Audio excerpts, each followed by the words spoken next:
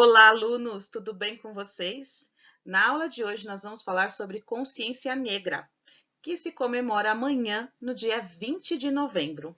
E eu quero saber de vocês, o que é consciência negra? Vocês sabem? Já ouviram falar? Mas vocês sabem o porquê esse dia é chamado do Dia da Consciência Negra? Bom, então na aula de hoje vocês vão saber um pouquinho. Logo após a minha fala, vocês vão assistir a um vídeo e eu vou voltar depois do vídeo para a gente continuar conversando. Então, antes da gente partir para o vídeo, eu vou falar aqui com vocês o que o Dia da Consciência Negra representa.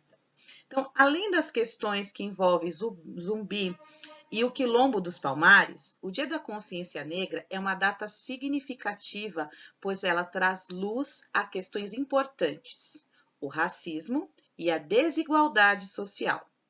É uma data que lembra a luta dos africanos que foram escravizados no passado e que reforça a importância da realização de novas lutas para tornar a nossa sociedade mais justa. Então, vamos assistir ao vídeo. No final, eu volto, nós vamos falar mais um pouco e eu vou pedir uma atividade para vocês. Então, não deixem de assistir até o final da aula. Todo dia 20 de novembro é celebrado no Brasil o Dia Nacional da Consciência Negra, um dia dedicado para pensarmos sobre a grande importância do povo negro na construção da sociedade brasileira. A data, 20 de novembro, foi escolhida porque foi o dia da morte de Zumbi dos Palmares, um dos maiores líderes negros do Brasil que lutou pela libertação do seu povo da escravidão. Por essa razão, vamos contar agora a história de Zumbi dos Palmares. Zumbi nasceu em 1655, em uma das aldeias do Quilombo dos Palmares. O Quilombo era uma aldeia formada por escravos fugitivos. O Quilombo dos Palmares recebeu esse nome pela grande quantidade de palmeiras que existiam no local em que se desenvolveu, a Serra da Barriga, localizada no estado de Alagoas. Inicialmente, Palmares se formou por alguns escravos fugitivos dos engenhos instalados em Pernambuco. Mas, com o tempo, outros escravos fugiram e se instalaram lá. Acredita-se que o Quilombo chegou a ter mais de 20.000 habitantes. Ainda pequeno, Zumbi foi capturado e entregue ao padre Antônio Melo. O padre resolveu chamá-lo de Francisco. O tempo passou e Francisco, já adolescente, lia, escrevia, falava latim e português, interessava-se pelas estratégias do jogo do xadrez e ajudava nas missas como coroinha. O padre Antônio Melo escreveu várias cartas a um amigo, exaltando a inteligência do garoto. Era um garoto brilhante. Por volta de 1670, com 15 anos, Zumbi fugiu e voltou para o Quilombo. Neste período, o Quilombo dos Palmares já tinha um líder. Era o tio de Zumbi. O seu nome era Gangazumba. Porém, este líder já estava cansado de tantas lutas para defender o Quilombo e estava decidido a assinar um acordo de paz. Mas o acordo não iria acabar com a escravidão, e isso desagradou boa parte dos integrantes do Quilombo. Foi nesse momento que Zumbi rompeu com seu tio Gangazumba e passou a ser aclamado como grande chefe por aqueles que ficaram em Palmares. Zumbi tornou-se um dos líderes mais famosos de Palmares. Alguns dizem que o nome Zumbi significa força do espírito presente. Ele lutou incansavelmente contra a escravidão dos negros e era reconhecido como um protetor leal e corajoso do seu povo. Zumbi era um extraordinário e talentoso dirigente militar. Explorava com inteligência as peculiaridades da região. Durante 17 anos, Zumbi comandou o maior quilombo de todo o período colonial da América Latina. Substituiu a estratégia de defesa passiva por um tipo de estratégia de guerrilha. com a prática de ataques de surpresa a engenhos, libertando escravizados e apoderando-se de armas, munições e suprimentos, o que passou a incomodar não só os senhores de engenho, mas o próprio governo colonial. Os colonizadores e senhores de engenho queriam continuar explorando as riquezas do Brasil com o trabalho do povo negro, pior, escravizando o povo negro. Portanto, Zumbi lutou para que o quilombo não fosse destruído pelos colonizadores. Lutou pela liberdade do povo negro. Lutou contra a escravidão.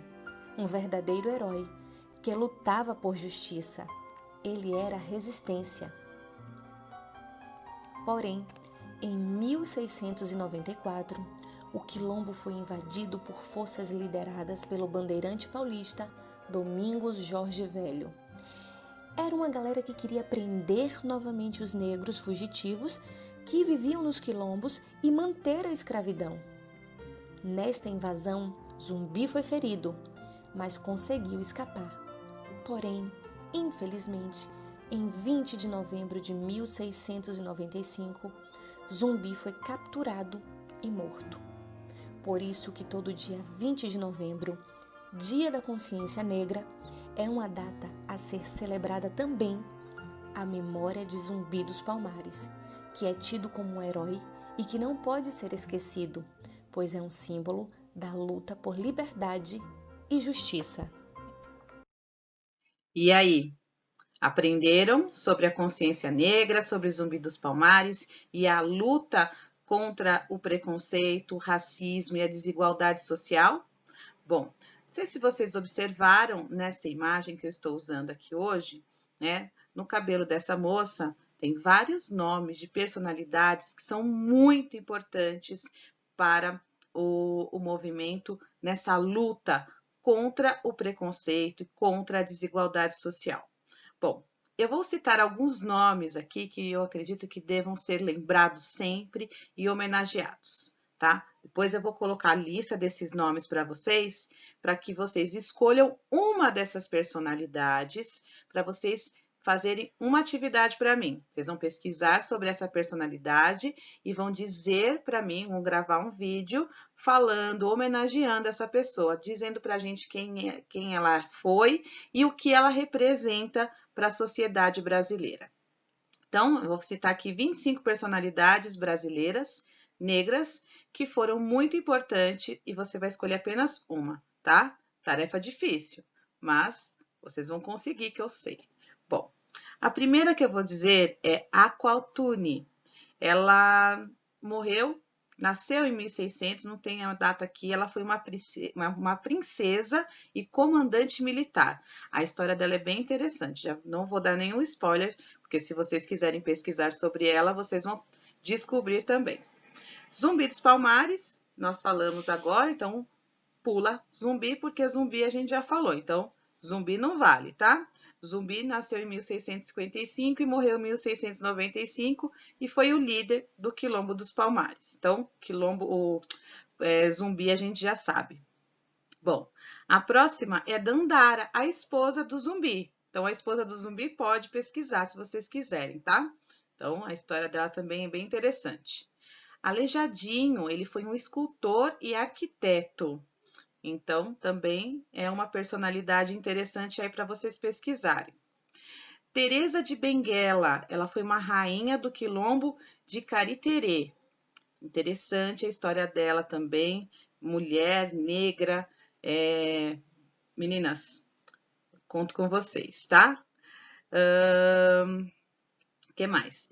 Mestre Valentim, era um paisagista e arquiteto. Também tem a sua importância na história negra do povo negro e da luta contra o racismo e contra a desigualdade social. Padre José Maurício foi músico e compositor.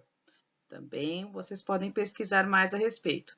Maria Firmina do Reis, escritora e professora. História linda dela. Luiz Gama foi escritor e ativista político. Que mais? André Rebouças, engenheiro e ativista político. Já foram 10, hein? Francisco José do Nascimento, marinheiro e ativista político. Vamos lá. Machado de Assis. Ai, gente, eu sou suspeita. Professora de português, falar de Machado de Assis, um grande escritor brasileiro, jornalista, poeta. Ai, Machado de Assis. Nasceu no Rio de Janeiro. Não vou falar mais, vocês vão pesquisar Machado de Assis, que eu sei. Brincadeira, vocês podem escolher qual vocês quiserem. Estevão Silva, pintor, desenhista e professor. José do Patrocínio, foi farmacêutico e ativista político. Que mais? João da Cruz de Souza, poeta e escritor. Nilo Peçanha, presidente da República. Olha, que interessante esse, né? Pois é, gente, pessoas importantes aí que a gente tem que lembrar sempre, todo dia. Mãe Menininha do Gantóis.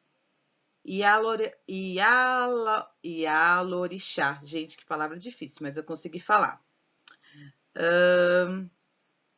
Pixinguinha, quem gosta de música aí, foi músico, compositor e arranjador. Talvez vocês conheçam música do Pixinguinha e nem sabem quem é.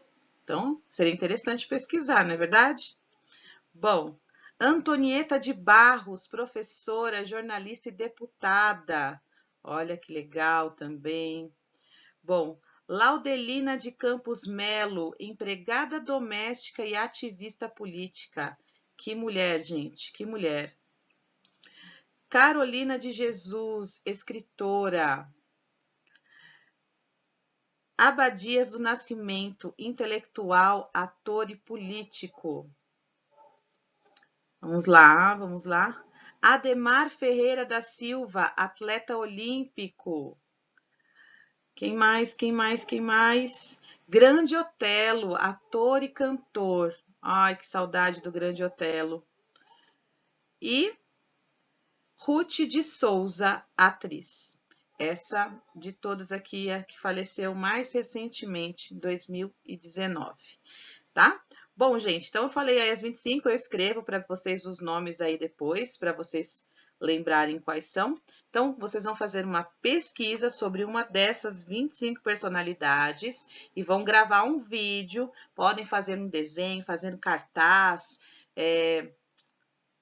vocês têm até amanhã para me entregar. Amanhã, o mais tardar até 5 horas da tarde, para que a gente consiga divulgar esse material ainda amanhã, tá bom, gente?